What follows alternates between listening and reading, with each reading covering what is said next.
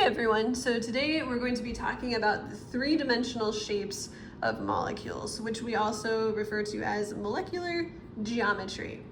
And the shape that a molecule has is actually determined by its electrons.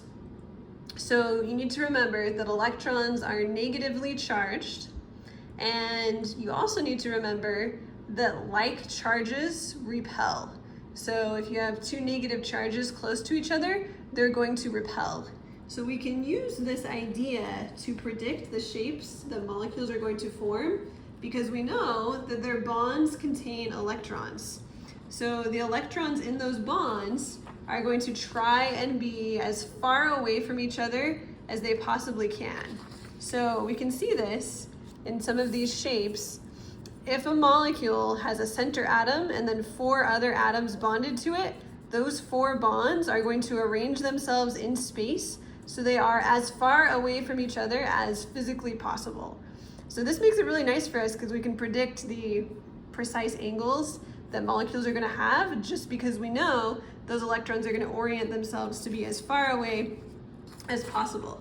So this whole theory that we use to understand this is called valence shell electron pair repulsion. So this is just referring to the idea that I already mentioned, that electrons are going to repel each other, and that is going to determine the shape of these molecules. So I'm going to show you that image that I showed a minute ago. There are 5 shapes that we are going to learn today. There are others that exist, but we're just going to learn these most simple ones. So let's start with this one. It's called tetrahedral. Tetrahedral happens when you have one center atom and 4 things bonded to it, 4 atoms bonded to it. If you have a center atom with 3 atoms bonded to the center, your shape could either be trigonal planar, which is flat. This is a flat 120-degree shape, or trigonal pyramidal, or sometimes people will say trigonal pyramidal.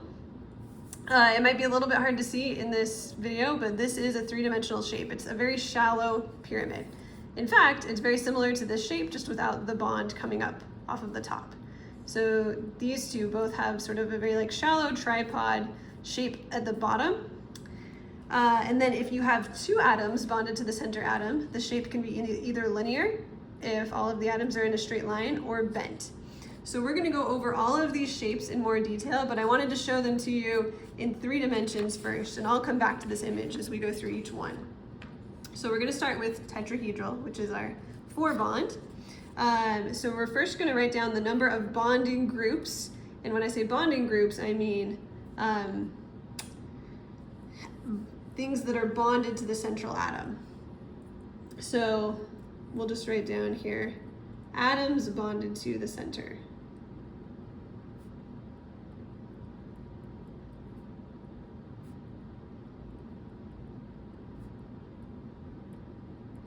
So tetrahedral shapes have 4 bonding groups. Again, you can see that right here. Here's our center atom with 4 atoms bonded to it. And they do not have any lone pairs. So when I say lone pairs, I am referring to electrons that are not in bonds. So electrons like these dots that are not part of the bonds, those are lone pairs. So tetrahedral molecules do not have any lone pairs. And the bond angle, as you can see in this image, is 109.5. which may seem like a really random number, but it is the furthest away that these bonds can get from each other in space. Let's draw a Lewis structure that would be a tetrahedral molecule. So when we draw a Lewis structure, we'll often draw it in a flat way, so it's kind of hard to see how 3-dimensional it is. So this is methane. It's got a center atom and 4 bonds. So when you see that kind of a Lewis structure, you have to kind of, in your mind, transform it into something like this. This is what it actually looks like. It's just harder to draw this when we're drawing Lewis structures. So Sometimes we just stick to this flat structure, but it's not really flat, it's three-dimensional. All right, let's look at our trigonal planar and our trigonal pyramidal shapes. So again, our trigonal planar is our truly flat one. This is like a Y shape, 120-degree angles all around. So a trigonal planar has 3 atoms bonded to the center atom, as you can see here, and no lone pairs. And the bond angles are 120 degrees. So an example of this would be formaldehyde, which is a carbon with 2 hydrogens and an oxygen double bonded. So this is flat. We draw it flat as a Lewis structure, and this particular shape is actually flat, even in its three-dimensional form. And we've got 120-degree angles here. Now, trigonal pyramidal also has 3 atoms bonded to the center, but it's this three-dimensional shape. And the reason it's this three-dimensional shape is there's actually a lone pair of electrons up here that is pushing these bonds away.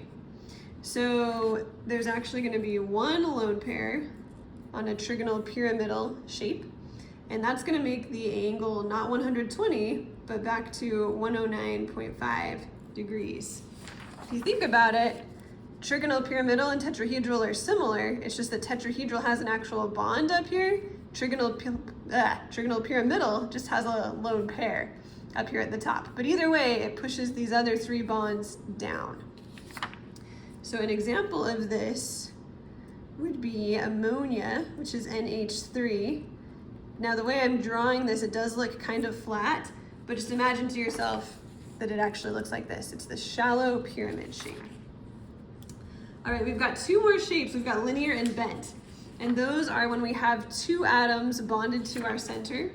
So linear, we have 2 atoms and no lone pairs.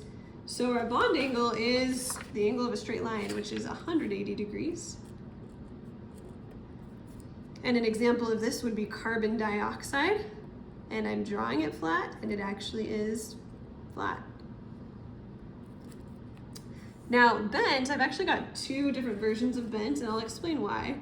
So bent, we also have 2 bonding groups, but the reason that these bonds are being pushed closer together is because there is a lone pair up here.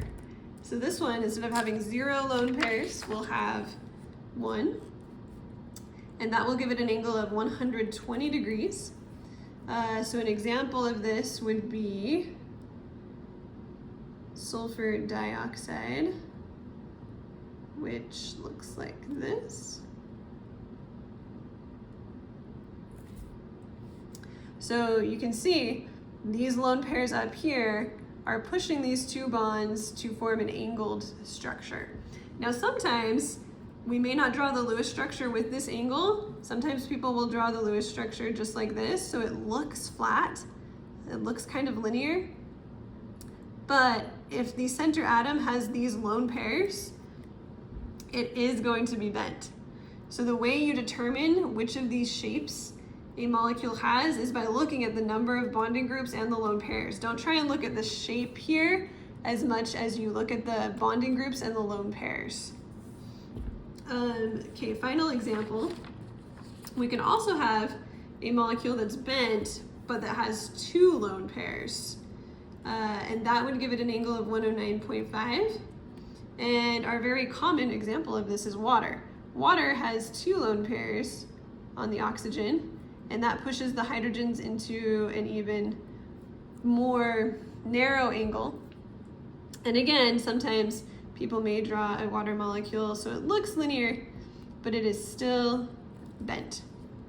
So you need to be able to look at any of these structures and tell me what shape they are just by looking at the Lewis structure. So if something has 4 bonds, it's going to be tetrahedral. If it's got 3, you need to look and see whether it has a lone pair or not. If there's no lone pair, it's trigonal planar. If there is a lone pair, like there is right here, it's trigonal pyramidal. And one thing that can help you remember this is pyramidal sounds kind of like pair in the middle. So if there is a lone pair in the middle and you have 3 atoms bonded to the center, it's trigonal pyramidal. And then If there's 2 atoms bonded and no lone pairs, it's linear. If there's 2 atoms bonded with 1 or 2 lone pairs, it's bent, and the angle differs. So those are our 5 different shapes. And once you have drawn a Lewis structure, you can use your Lewis structure to figure out which of these 5 shapes the molecule will take.